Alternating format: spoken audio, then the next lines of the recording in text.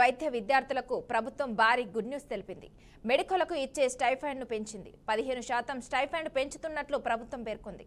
ఇక medical, dental students తో పాటు సీనియర్ రెసిడెంట్స్ కు ఇది వర్తిస్తుందని తెలిపింది.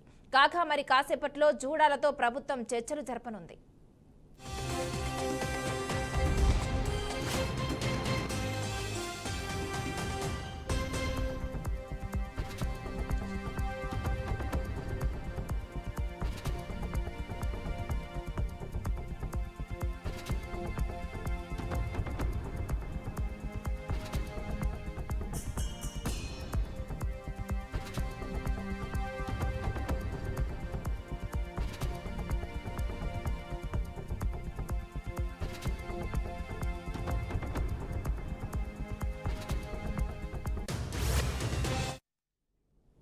తెలంగాణలో వైద్య విద్యార్థులకు ప్రభుత్వం భారీ గుడ్ న్యూస్ చెప్పింది.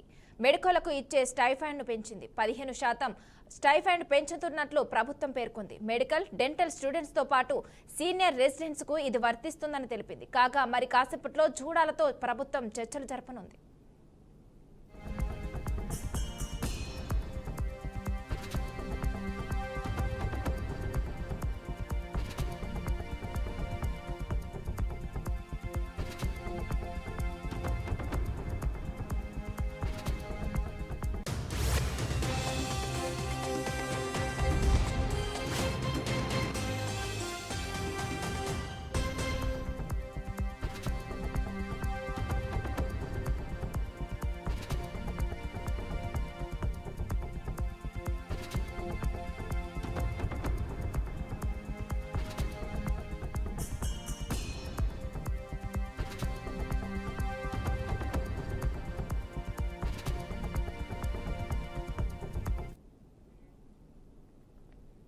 నెల్లూరు జిల్లా ఉలవపాడు మండలం పరేడ్ గ్రామంలో సోలార్ ప్రాజెక్టుల కోసం చేపట్టిన భూ సేకరణను వ్యతిరేకంగా రైతులు, గ్రామస్తులు ఆందోళనకు దిగారు. తమ భూములు ఇవ్వబోమని, భూ సేకరణను వెంటనే నిలిపివేయాలంటూ జాతీయ రహదారిపై బైఠాయించి ప్రభుత్వానికి వ్యతిరేకంగా నినాదాలు చేశారు. ఈ ధర్నా బీసీవై పార్టీ అధ్యక్షుడు రామచంద్ర యాదవ్ నేతృత్వంలో జరిగింది. తొలుత రైతులతో కలిసి గ్రామం నుంచి ర్యాలీగా జాతీయ రహదారికి చేరుకునేందుకు ప్రయత్నం చేశారు. అయితే పోలీసులు నిలువరించేందుకు యత్నించారు. ఇక దీంతో మరో మార్గం ద్వారా జాతీయ రహదారికి చేరుకుని ఆందోళన నిర్వహించారు. రోడ్డుపై వాహనాలను నిలిపివేసి నిరసన వ్యక్తం చేశారు. ఇక అనంతరం సబ్ కలెక్టర్ శ్రీపూజ ఆందోళనకారులతో మాట్లాడి భూ సేకరణ కార్యక్రమం తాత్కాలికంగా నిలిపివేస్తున్నట్లు హామీ ఇచ్చారు.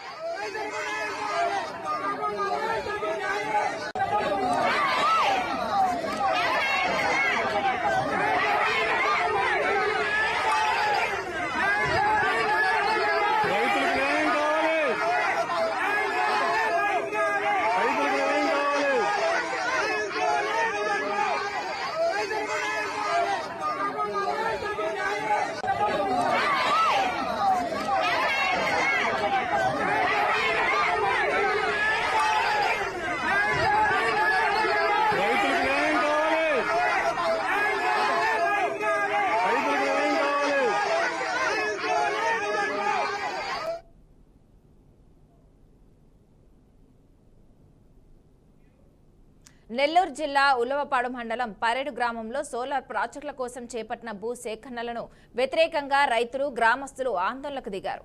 తమ భూములు ఇవ్వబోమని, భూ సేకరణను వెంటనే నిలిపివేయాలంటూ జాతీయ రహదారిపై బైఠాయించి ప్రభుత్వానికి వ్యతిరేకంగా నినాదాలు చేశారు. ఈ ధర్నా బీసీవై పార్టీ అధ్యక్షుడు రామచంద్ర యాదవ్ నేతృత్వంలో జరిగింది. తొలుత రైతులతో కలిసి గ్రామం నుంచి ర్యాలీగా జాతీయ రహదారికి చేరుకునేందుకు ప్రయత్నం చేశారు.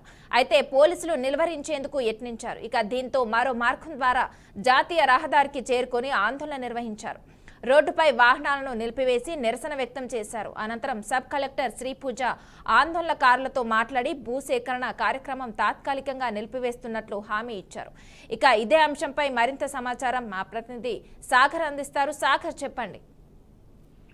నెల్లూరు జిల్లాలోని ఉలవపాడు మండలం కరేడు గ్రామంలో ఈ రోజు ఉదయం నుంచి కూడా పెద్ద ఎత్తున ఆందోళన అయితే చేపట్టారు ప్రజలు. దీనికి ప్రధాన కారణం అక్కడ సోలార్ ఎనర్జీ ప్రాజెక్ట్ కి సంబంధించి మొత్తం 4,500 ఎకరాలు భూసేకరణ చేయాలని చెప్పి ప్రభుత్వం నిర్ణయించింది. ఇప్పటికే దీనికి సంబంధించిన అధికారులు బృందాన్ని కూడా నియమించి దాని ప్రణాళికలు అయితే మొదలు పెట్టింది. దీంతో స్థానికంగా ప్రజలందరూ కూడా సుమారుగా 10 గ్రామాల ప్రజలు ఈ భూసేకరణ అయితే మొత్తం కూడా వ్యతిరేకిస్తున్నారు. దీనికి సంబంధించి వారు తీవ్రమైన నిరసన కార్యక్రమం చేపట్టడంతో ఈ కొత్తగా ఏదైతే ఉందో ఆంధ్రప్రదేశ్ లో బీసీవై పార్టీ సంబంధించిన రామచంద్ర యాదవ్ బీసీవై పార్టీ అధినేత కూడా ఈ రోజు ఈ గ్రామస్తులతో కలిసి భారీ ఎత్తున జాతీయ రహదారిని దిగ్బంధించేందుకు కూడా ప్రయత్నం చేశారు. ఈ విషయం తెలుసుకున్న పోలీసులు భారీ ఎత్తున ఉలవపాడు కరేడు గ్రామానికి చేరుకున్నారు. ఎక్కడా కూడా అవాంఛనీయ ఘటనలు జరగకుండా జాతీయ రహదారి పైన వాళ్ళకి రాకుండా అడ్డుకున్నారు. కానీ గ్రామస్తులంతా కూడా పోలీసు ఒకవైపు ఉంటే మరోవైపున జాతీయ రహదారిపై చేరుకున్నారు. జాతీయ రహదారిపై చేరుకుని కాసేపు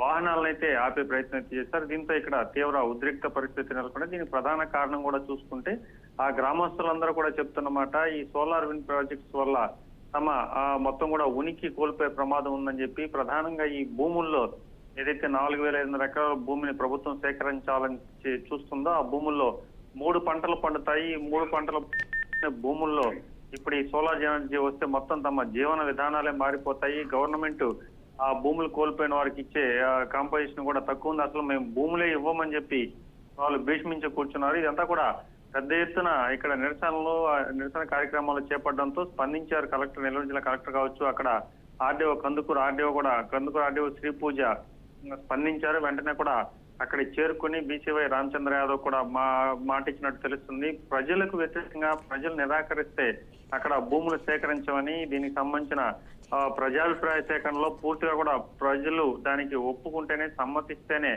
భూమికి సంబంధించి మొత్తం కూడా దీనికి సంబంధించిన కార్యాచరణకి ముందుకు వెళ్తాం, లేదంటే ఖచ్చితంగా ఆపేస్తా ఉంటాం హామీ ఇవ్వడంతో ప్రజలు కాస్త శాంతించారని చెప్పవచ్చు.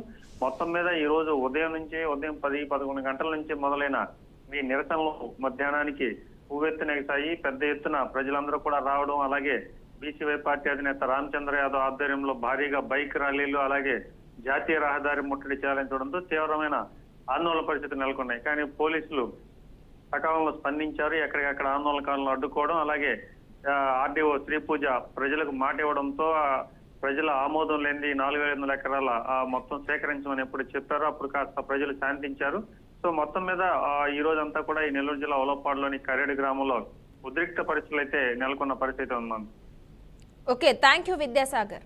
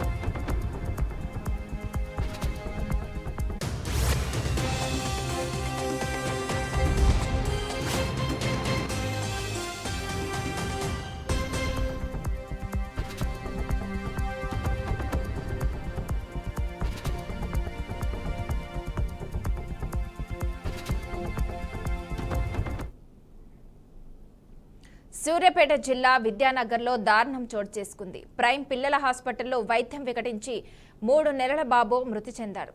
వైద్యుల నిర్లక్ష్యం వల్లే తమ కొడుకు చనిపోయాడంటూ తల్లిదండ్రులు ఆసుపత్రి వద్ద ఆందోళన చేపట్టారు. తమ బాబుని తిరిగి ఇవ్వాలంటూ హాస్పిటల్ అద్దాలను బంధువులు ధ్వంసం చేశారు. ఇక పోలీసులు సర్ది చెప్పడానికి ప్రయత్నించినా లాభం లేకుండా పోయింది. ఈ గొడవలో పోలీసులకు బంధువులకు తీవ్ర వాగ్వాదం జరగడంతో ఓ కానిస్టేబుల్ తలకు తీవ్ర గాయాలయ్యాయి. గాయపడ్డ కానిస్టేబుల్ ని పోలీసులు ఆసుపత్రికి తరలించారు.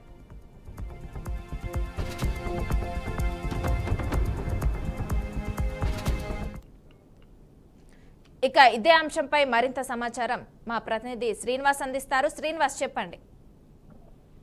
సూర్యాపేట జిల్లా కేంద్రంలోని ప్రైవేట్ హాస్పిటల్లోని ఒక బాలుడు, చిన్న 3.5 సంవత్సరాల బాలుడు వైద్యం వికటించడంతో మృతి చెందడం జరిగింది. దీనికి సంబంధించి డాక్టర్ నిర్లక్ష్యమే ప్రధాన కారణం అంటూ వాళ్ళ కుటుంబ సభ్యులు, బంధువులు పెద్ద ఎత్తున హాస్పిటల్ దగ్గర ఆందోళన చేశారు. అదేవిధంగా ఆందోళన చేస్తున్న క్రమంలోనే పోలీసులు కూడా జోక్యం చేసి చెల్లాచెదరు చేస్తున్న క్రమంలోనే హాస్పిటల్ పై దాడి ఎక్కువగా దిగినటువంటి పరిస్థితి. దాడి దిగిన బంధువులు పెద్ద ఎత్తున హాస్పిటల్ ఉన్నటువంటి అద్దాలను కానీ అక్కడ ఉన్న ఫర్నిచర్ కూడా ధ్వంసం చేశారు. పరిస్థితి ఉద్రిక్తత మారడంతో పోలీసులు రంగప్రవేశం చేయడంతో పోలీసులపై కూడా రాళ్లు రువి ఒక కానిస్టేబుల్ కు తలపై గాయాలు కూడా అయినటువంటి పరిస్థితి. ఈ పరిస్థితిని సరిచేయడానికి అక్కడ ఉన్న స్థానిక 2 టౌన్ 1 టౌన్ పోలీసులు రంగప్రవేశం చేయగా పెద్ద ఎత్తున కొద్దిసేపు ఉద్రిక్త వాతావరణం నెలకొంది.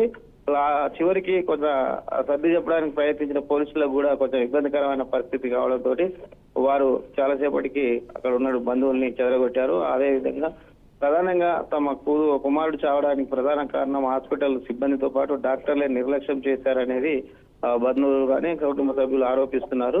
పూర్తి స్థాయిలోని పోలీసులు అయితే కేసు నమోదు చేసుకొని దర్యాప్తు. Okay, thank you Srinivas.